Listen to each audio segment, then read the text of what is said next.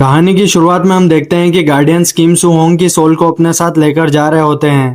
पहले पार्ट में हम देख चुके हैं कि सू होंग की डेथ के बाद उसकी सोल एक वेंजफुल स्पिरिट बन गई थी, लेकिन अब गार्डियंस उसे ग्रेट सोल मानकर दोबारा जन्म दिलाना चाहते हैं। लेकिन वो लोग बिना सातों ट्रायल्स पार किए सू होंग को सीधे किंग योमरा के सामने ले जाते हैं, लेकिन रास्ते में सातों ट्रायल्स के गार्डियंस उन पर हमला कर देते हैं। वो गार्डियंस उनसे फाइट करने लगते हैं। तभी अचानक जमीन हिलने लगती है और जमीन के अंदर से किंग योमरा बाहर आते हैं। उसे देखते ही सभी अपने वेपन्स नीचे रख देते हैं और उसके सामने झुक जाते हैं। लेकिन किंग योमरा गैंगरिम से बहुत नाराज था, क्योंकि सू होंग मरने के बाद अर्थ पर भटक रहा था और बदला लेने के लिए लोगों को नुकसान पहुंचा रहा था। गैंगरिम ने फिर भी उसे अपने साथ रखा और उसे पैरागॉन सोल का टिकट दे दिया। किंग योमरा के लॉयर्स कहते हैं कि सू होंग की डेथ एक एक्सीडेंट थी, इसलिए उसे दोबारा जन्म लेने का अधिकार नहीं मिलना चाहिए। लेकिन गैंगरिम हार नहीं मानता। वो किंग योमरा से कहता है कि सू होंग की डेथ को दोबारा इन्वेस्टिगेट करने का मौका दिया जाए। वो साबित करेगा कि सू होंग की डेथ सिर्फ एक एक्सीडेंट नहीं थी।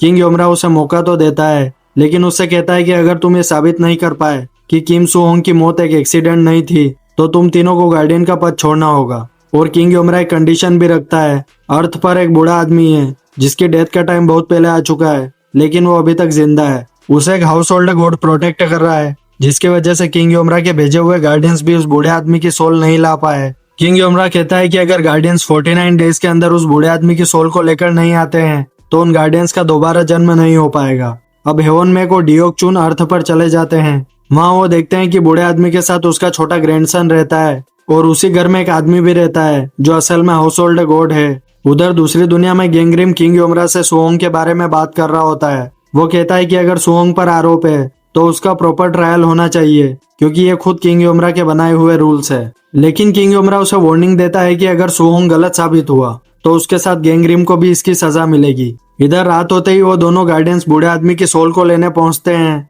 तभी हाउस होल्ड गॉड सामने आता है और डियोक चुन को पकड़ लेता है। हेवन मेक उसे छोड़ने के लिए कहता है, लेकिन हाउस होल्ड गॉड उसकी बात नहीं मानता। दोनों के बीच फाइट होती है, लेकिन हाउस होल्ड गॉड की पावर्स के सामने हेवन मेक कुछ नहीं कर पाता। आखिर में गार्डियंस उससे माफी मांगते हैं और उससे पूछते हैं कि आखिर वो है कौन। तभी हाउस होल्ड गॉड कहता है कि मैं भी कभी तुम्हारी तरह एक गार्डियन था। किंग योमरा ने तुम्हारी मेमोरीज मिटा दी है, इसलिए तुम्हें अपनी पिछली जिंदगी के बारे में कुछ याद नहीं है। फिर वो बताता है कि ये बच्चा इस बूढ़े आदमी का ग्रैंडसन है और इसके अलावा इस दुनिया में इसका कोई नहीं है।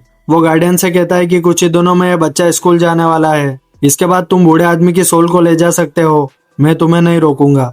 वो उनका पैरागॉन सोल वाला टिकट भी रख लेता है। इधर दूसरी दुनिया में गैंगरिम सू होंग को अपने साथ बोट में लेकर जाता है। सू होंग उससे बार बार पूछता है कि उसकी डेथ के पीछे असली सच्चाई क्या है, लेकिन गैंगरिम उसे कुछ नहीं बताता। सू होंग गुस्सा करता है तो गैंगरिम उसे एक पोल से बांधकर पानी में फेंक देता है। पानी में गिरते ही उसके चारों तरफ विशाल मछलियां आ जाती है। सू होंग मदद के लिए चिल्लाता है, तभी गैंगरिम उसे ऊपर खींच लेता है। इसी बीच हेवन मेक और डियोक चुन वापस आ जाते हैं और बताते हैं कि हाउस होल्ड गॉड ने उनका पैरागॉन सोल वाला टिकट ले लिया है। वो कहते हैं कि जब बूढ़े आदमी का ग्रैंडसन स्कूल जाना शुरू करेगा, तभी वो हाउस होल्ड गॉड उस बूढ़े आदमी की सोल को लाने देगा। लेकिन इसमें अभी करीब 40 दिन बाकी थे। गैंगरिम उनसे कहता है कि अर्थ पर जाओ और उन लोगों पर नजर रखो। अब दोनों गार्डियंस वापस अर्थ पर आ जाते हैं। वहाँ कुछ लोग बूढ़े आदमी के घर पर पैसे मांगने आते हैं। हाउस होल्ड गॉड इंसानों को नुकसान नहीं पहुंचा सकता, इसलिए वो उनके सामने हाथ जोड़कर कुछ समय मांगता है, लेकिन वो लोग उसे धक्का दे देते हैं। वो गिर जाता है और उसकी पावर्स कमजोर हो जाती है। ये देखकर हेवन मेक और डियोक चुन उसके पास जाते हैं और कहते हैं कि अगर तुम हमारी मेमोरीज वापस ला दो तो हम उस बच्चे की रक्षा करेंगे।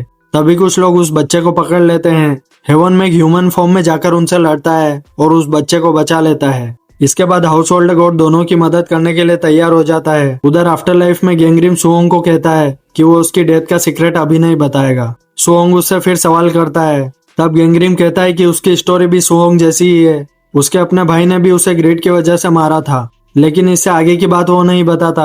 अब गैंगरिम सू होंग को हेल ऑफ इंडोलेंस में ले जाता है। वहाँ उन लोगों को पनिशमेंट दी जाती है जिन्होंने अपनी जिंदगी बर्बाद कर दी।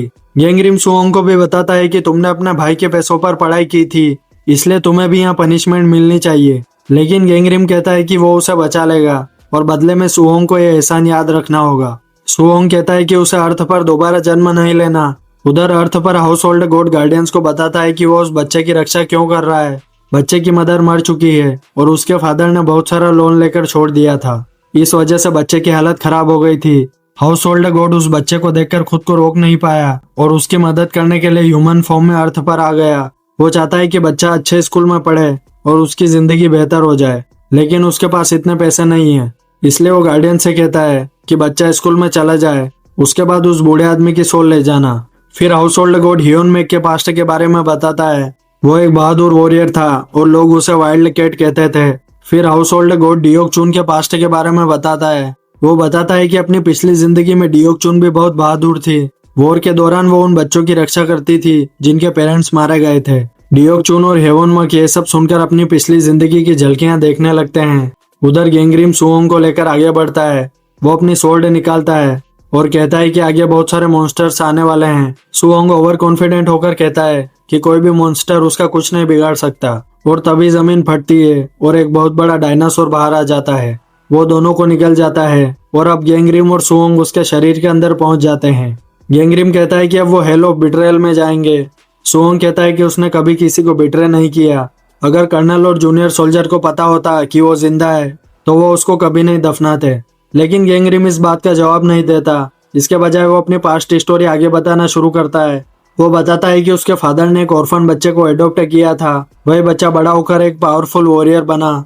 गेंगरिम के फादर उसे अपने बेटे की तरह प्यार करते थे और उसे ज्यादा इंपॉर्टेंस देने लगे। गेंगरिम को यह बात पसंद नहीं थी। एक वॉर के दौरान उसके फादर की डेथ हो गई और गेंगरिम को यकीन था कि इसके पीछे वही एडॉप्टेड ब्रदर था। इधर अर्थ पर हाउस होल्ड गॉड डियोक चुन को उसकी पास्ट लाइफ की सच्चाई बताता है। पता चलता है कि डियोक चुन के पेरेंट्स की डेथ हियोन मक की वजह से हुई थी। डियोक चुन ये सुनकर उससे नाराज हो जाती है, लेकिन हाउस होल्ड गॉड उसे समझाता है कि यह बहुत पुरानी बात है। हियोन मैक को अपने किए का पछतावा था और इसी वजह से उसने बाद में डियोक चुन और बाकी बच्चों की रक्षा की। अब आफ्टर लाइफ में गेंगरिम सुओंग को हेल ऑफ इनजस्टिस में लेकर जाता है। यहाँ सुओंग पर आरोप लगता है वो अर्थ पर एक वेंजफुल स्पिरिट बनकर घूमता रहा और लोगों को नुकसान पहुंचाता रहा। गेंगरिम कहता है कि सुओंग की डेथ एक्सीडेंट नहीं थी।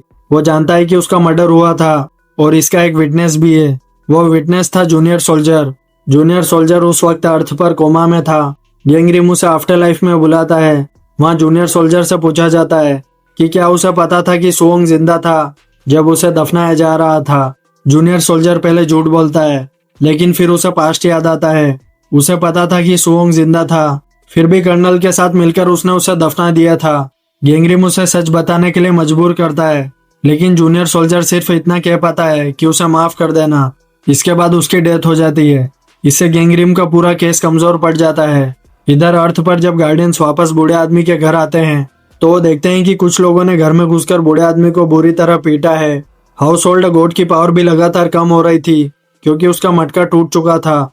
उधर आफ्टर लाइफ में गेंगरिम सुओंग को इनोसेंट साबित नहीं कर पाता। फिर भी वो किंग ऑफ इनजस्टिस से कहता है कि किसी भी इंसान को गलत तरीके से मरने के लिए मजबूर नहीं किया जाना चाहिए। किंग ऑफ इनजस्टिस उसकी बात मान लेता है और सुओंग को वहां से छोड़ देता है। इधर हाउस होल्ड गॉड की हालत बहुत ज्यादा खराब हो चुकी थी। डियोक चुन उसका मटका जोड़ने की कोशिश करती है, लेकिन वो उसे नहीं बचा पाती। मरने से पहले हाउस होल्ड गॉड डियोक चुन को उसकी पास्ट लाइफ की आखिरी सच्चाई बताता है। वो बताता है कि किंग के लोगों ने डियोक चुन को पकड़ने की कोशिश की थी क्योंकि उसने एनिमी कंट्री के बच्चों को बचाया था। हियोन मैक से पूछा गया था कि डियोक चुन और बच्चों को उसने कहाँ छिपाया है, लेकिन हियोन मैक ने कुछ नहीं बताया। इस वजह से किंग ने हियोन मैक को जंगल में भेड़ियों के बीच छोड़ने का ऑर्डर दिया था, लेकिन हियोन मैक वहां से बच जाता है। फिर प्रेजेंट में गेंगरिम और सुओंग हेल ऑफ वॉयलेंस में जाते हैं। वहाँ गेंगरिम गॉड ऑफ वॉयलेंस से कहता है कि हेल ऑफ मर्डर के ट्रायल तक ये कार्यवाही रोक दीजिए, और अगर वो साबित नहीं कर पाया कि सुओंग की मौत एक एक्सीडेंट नहीं थी तो वो अपना गार्डियन का पद खो देगा। और वो कहता है कि सुओंग के सीनियर यानी कर्नल को हेल ऑफ मर्डर में विटनेस के रूप में बुलाया जाए और साथ ही किंग योमरा को भी बुलाया जाए क्योंकि वही सुओंग के ट्रायल के आखिरी विटनेस होंगे। इसके बाद पास्ट में हम देखते हैं कि वो किंग डियोक चुन को ढूंढ ही लेता है। हियोन मैक डियोक चुन को भागने के लिए कहता है और खुद किंग से लड़ने के लिए तैयार हो जाता है, लेकिन तभी सबसे बड़ा ट्विस्ट सामने आता है।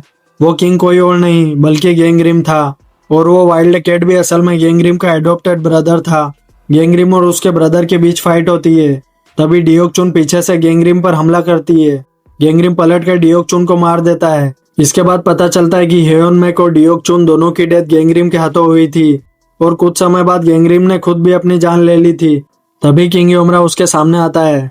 वो गेंगरिम को एक चांस से देता है, अगर वो अगले 1000 साल तक गार्डियन के रूप में काम करेगा तो उसे दोबारा गार्डियन बनने का मौका मिलेगा और उसके साथ वही 2 लोग भी होंगे जिन्हें उसने मारा था, लेकिन उनकी मेमोरीज मिटा दी जाएगी, लेकिन गैंगग्रिम को सब कुछ याद रहेगा।